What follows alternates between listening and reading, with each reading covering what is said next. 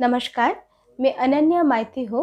मैं एक साइकोलॉजिस्ट और एक स्पेशल एजुकेटर हूँ। आज मैं डिस्लेक्सिया के बारे में कुछ जानकारी आपके साथ शेयर करना चाहती हूँ।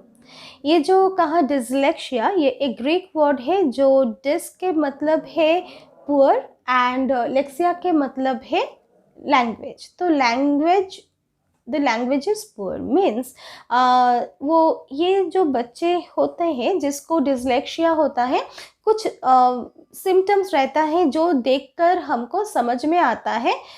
Might be the child is having some difficulty regarding his learning. ठीक है, तो ये जो लर्निंग में जो डिफ़िकल्टी होता है, इसको हम कैसे समझ में आएगा? हम क्या करते हैं एज अ पेरेंट और एज अ टीचर ऑल्सो भी कभी कभी क्या कर जाते हैं, हम समझते हैं ये बच्चा बहुत नॉटी है और वो नॉटीनेस के लिए वो पढ़ना नहीं चाह रहा है और बदमाशी कर रहा है, ऐसे हम समझते हैं। पर हो सकता है ऐसा कुछ नहीं, बच्चे को वो समझ में ही नहीं आ रहा है। वो जो हम बहुत इजीली बोलते हैं और 5 बच्चे बहुत इजीली उसको ग्रैप्स करते हैं, ये बच्चे शायद उसको समझ में ही उसको नहीं आता है। जो लेटर्स है, उसका जो साउंड्स है, उसका जो ब्लेंडिंग है, वो ब्लेंड होकर जो एक वर्ड फॉर्म कर रहा है, कैसे कर रहा है, ये समझ में उसको नहीं आता है ठीक से। और हम एज अ पेरेंट और एज अ टीचर समझते हैं इसका पढ़ने में मन नहीं है, इसीलिए ये ऐसा बिहेव कर रहा है, पर ये बिल्कुल भी नहीं है। तो क्या क्या science, early signs and symptoms है, वो आपके साथ कुछ शेयर करना चाहती हूँ। ये देखकर हम समझ सकते हैं जो might be my child is having some learning difficulty, that's why he or she is behaving in this way. Dyslexia में क्या होता है, इसका IQ लेवल, ये बच्चों का IQ लेवल एवरेज से अबव एवरेज होता है। so they are having adequate IQ also, so if they are nicely channelized, then they can do anything as any other normal child, so called normal child। क्योंकि उसको जो difficulty area है, वो difficulty area को लेकर हमको काम करना होता है। ठीक है, तो अभी हम कहेंगे तो क्या क्या साइंस और सिम्टम्स है।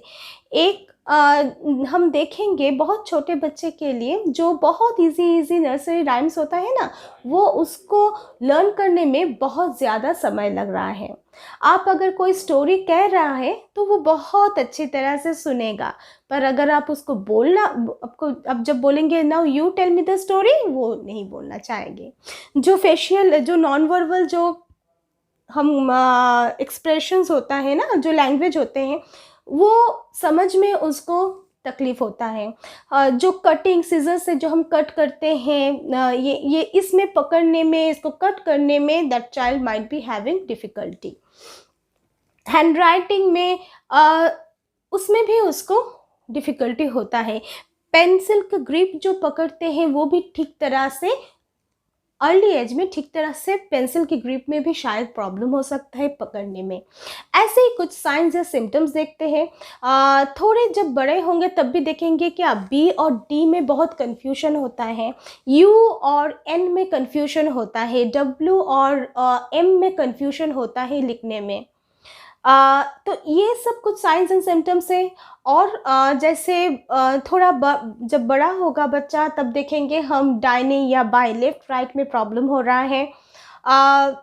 फिर अगर हम कहें BAD बैड लिखो, वो बोलेगा BAD बैड, बट लिखेगा शायद DAD डैड, या ऐसे ही बोल रहा है एक, लिख रहा है और एक।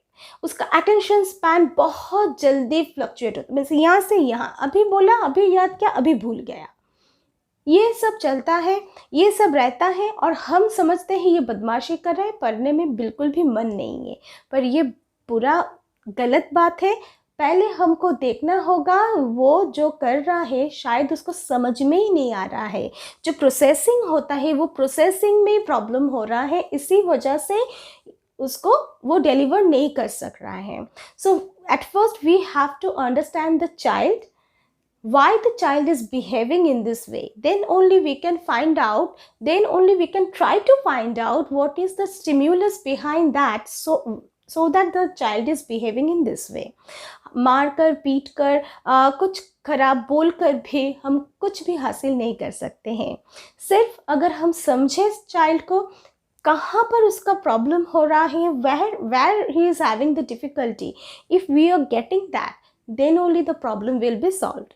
So बच्चे को as a parent और as a teacher हमको ये बोलना नहीं है तुमको नहीं आता है, देखो और 4 बच्चों को वो सबको आता है, तुमको नहीं आता है, अभी कहाँ, अभी तुम भूल गए।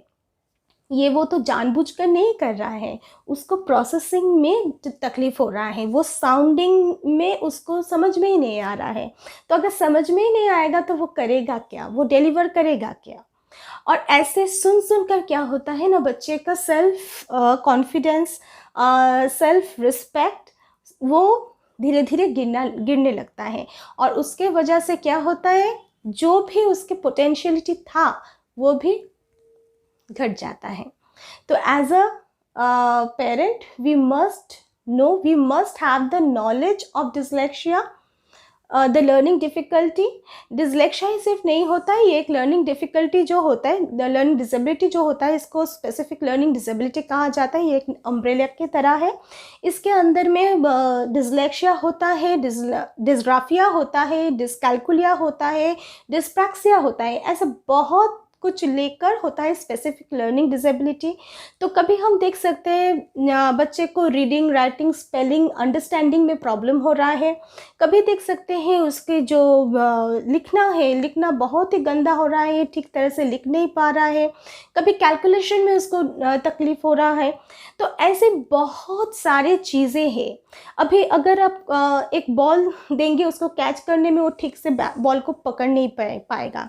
अगर वो किक करना चाहेंगे बॉल को तो वो ठीक से किक नहीं कर सक रहा है। तो उसमें भी कोऑर्डिनेशन में उसको प्रॉब्लम होता है।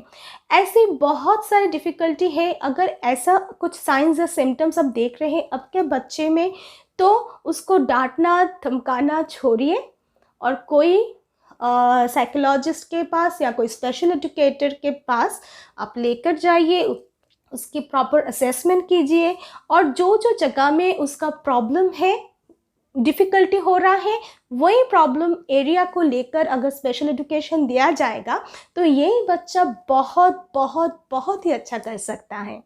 तो the first and the foremost thing is this, that we have to identify the child's problem.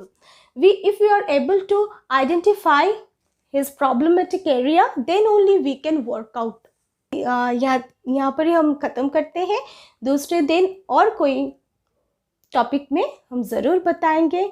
आज के लिए नमस्कार।